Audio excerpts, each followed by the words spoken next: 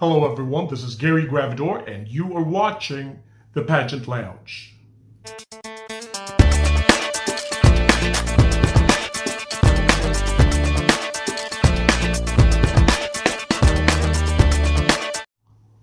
Hello again everyone, thank you very much for tuning in, and if you're new to this channel, then please don't forget to hit the like and subscribe buttons below, as well as the notification bell so you don't miss any of the future episodes and activities here. Also, please don't forget to comment and share when you're done viewing this episode. Well, guess what, guys? Today, I'm going to talk to you about the case of Joy Barcoma against her fellow candidate at the Miss World Philippines pageant this year. Yes, I hear you, and I totally concur with you that everyone is so excited and so revved up about their candidates for the title of Miss Universe Philippines 2021, especially with all of these activities and virtual challenges for the candidates. But we seem to forget that there is still one candidate from another pageant competition with an unsettled issue against a fellow candidate, and I'm talking about Miss Joy Barcoma. So what I'm going to do today is to discuss with you my take on Joy Barcoma's case before I will make my review regarding the candidate's runway challenge at Miss Universe Philippines 2021 pageant competition. But that's going to be for another episode, okay? So in the meantime, we're just going to talk about Joy Barcoma and her case. So let's begin. Prior to the announcement of the enhanced community quarantine with heightened restrictions by the IATF for the National Capital Region last July 31st, I was already hoping and expecting that the Miss World Philippines organization would make a public statement surrounding Joy Barcoma's case. However, there was none. Now, to those who are not cognizant about this, well, let me give you the breakdown. What happened was, 3 days before the head-to-head challenge took place, Joy already noticed that nobody among the candidates spoke to her.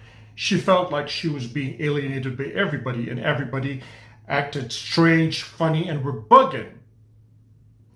But then again, she just shrugged her shoulders and let things slide, because she thought that, hey, maybe the girls were just too exhausted or too pooped to pop from the rigors of pageant activities. But then again, on the day of the head-to-head challenge, Joy observed that nobody cheered for her, but everybody cheered for each other. It was then she realized that the girls deliberately ignored her and canceled her out. And with the cancel culture that's going on, of course, the effects were toxic and detrimental. So this really upset Joy. She cried as she went back to her hotel room. Talking about real sisterhood, huh? Yeah, right. To make the long story short, Joy learned that somebody told the girls that Joy allegedly spread the rumor that some of the girls were engaged in drugs or using drugs. Of course, Joy got upset about this whole thing because it just surfaced out of nowhere without her knowledge. She was simply minding her own business, saying her highs and hellos to everybody, not knowing that this air of animosity was already brewing in their midst. She came to find out that it was her roommate who told the girls about this allegation. Joy spoke with the general manager of the Miss World Philippines organization, who happened to be Arnold Mercado, or Mama Ru, and discussed the matter with him. Mercado, or Mama Ru, called the girls to gather around and clear the air with Joy. The roommate was there and admitted her fault, so Joy confronted her and spoke with some of the girls who were involved. But then again, the damage was already done. Everybody got hurt, especially Joy. Now, Joy demanded a public apology from her roommate because, hey, let's face it, it was such a slanderous act. And slander is a crime punishable by law. Here in America, your ass can get sued easily for committing slander. So Joy thought that the organization would punish her roommate on her behalf for committing such a crime punishable by law. But nothing happened. Joy hoped that the organization would back her up in pushing her roommate to make a public apology. But then again, nothing still happened. As a matter of fact, an announcement was already made that the pageant would indefinitely be put on hold due to the rise of the Delta variant of the COVID-19 cases in the country. There was an announcement of the cancellation of the show last August 8th, but the organization still did not address the elephant in the room, which was this issue. It seemed that the organization wanted this issue to die its own natural death. But apparently, the pageant fans and pageant analysts like you and me didn't want this issue to die. We want this to be resolved, and we would like to know, because Joy already brought it out in the open.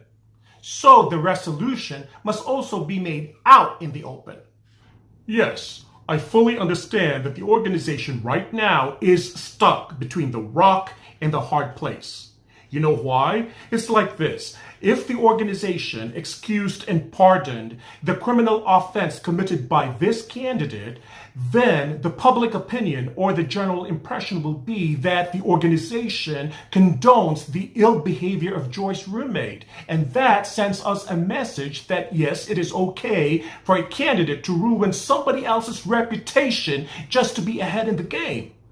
If, however, the organization punished this candidate, then the public opinion or the general impression will be that this organization is so ruthless and unforgiving. Why not pardon the girl and get it over with?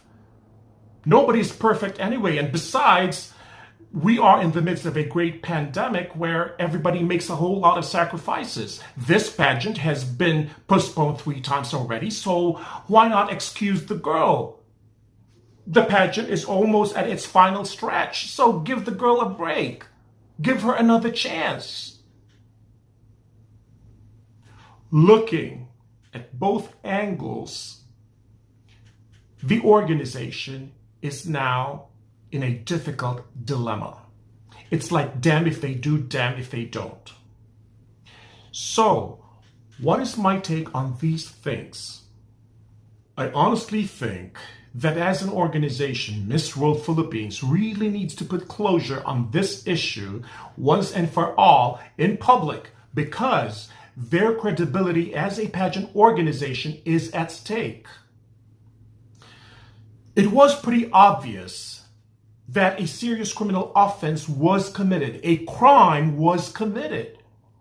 Somebody's reputation was damaged, and somebody's first pageant experience at the Nationals, which was supposedly fun, memorable, wonderful, and pleasant, became horrible and traumatic. Joy will never be the same again. Joy will be scarred forever. So somebody needs to be punished, and somebody has to suffer the grave consequences for committing such a slanderous act. It just wasn't a simple case of a simple mistake that can be rectified by a simple "I'm sorry, I'm not going to do that again." Hell no, it was a crime punishable by law. And in the name of fairness and justice, I firmly believe that Joy's roommate needs to be disqualified from this pageant.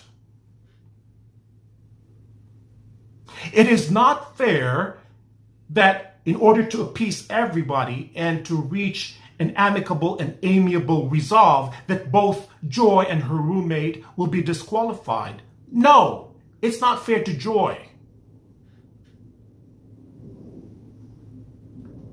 I do have faith on Arnold Vegafria, Arnold Mercado, and the rest of the people behind the Miss World Philippines organization to choose the right thing that's both human and humane. After all, we are all Filipinos. When push comes to shove, we always choose to be resilient. We always choose to take the high road and to do what is just and what is fair across the board. What about you guys? What is your take on this issue? Why don't you comment below and share with me your thoughts? I guess this is it for now. Thank you very much for tuning in and for watching this episode. In the meantime, please take good care of yourselves, stay healthy, and pray always. Que Dios te bendiga hoy y siempre. Gracias a todos.